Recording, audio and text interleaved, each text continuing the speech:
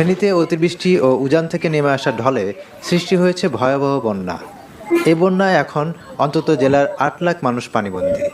জেলার ৬টি উপজেলাই বন্যা কবলিত হয়েছে।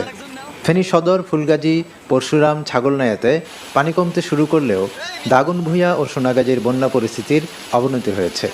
এসব এলাকায় বন্যার্ত মানুষ ত্রাণ না পাওয়ার অভিযোগ করছেন। আমি কোনো সহযোগিতা হয় না, কিন্তু আমি অনেক মানুষকে উদ্ধার করি, আমি ঘরে নিয়ে আসছি। একবার জায়গা ফার্স্ট বান্ডের কেউ একবারও ভার না, কেউ খানা দানা অনেক কষ্ট করে। কুমিল্লার গোমতী নদীর পানি কমতে শুরু করেছে, সেই সঙ্গে বন্যা কবলিত এলাকাগুলো থেকেও একটু একটু করে পানি নামতে শুরু করেছে। অন্যদিকে শালদা ও ঘুঙ্গুর নদীর পানি বেড়ে ব্রাহ্মণপাড়া উপজেলার কয়েকটি গ্রাম নতুন করে প্লাবিত হয়েছে। এদিকে জেলার দক্ষিণের মনোহরগঞ্জ, ১৪ গ্রাম ও নাগলকোটে বন্যার পানি স্থিতিশীল রয়েছে। বন্যা কবলিত মানুষের দুর্ভোগ কমছে না।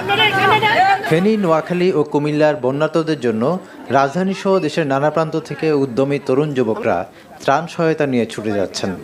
নিজেদের সামর্থ্য অনুযায়ী বন্যার্তদের জন্য সাহায্যের হাত বাড়িয়ে দিচ্ছেন।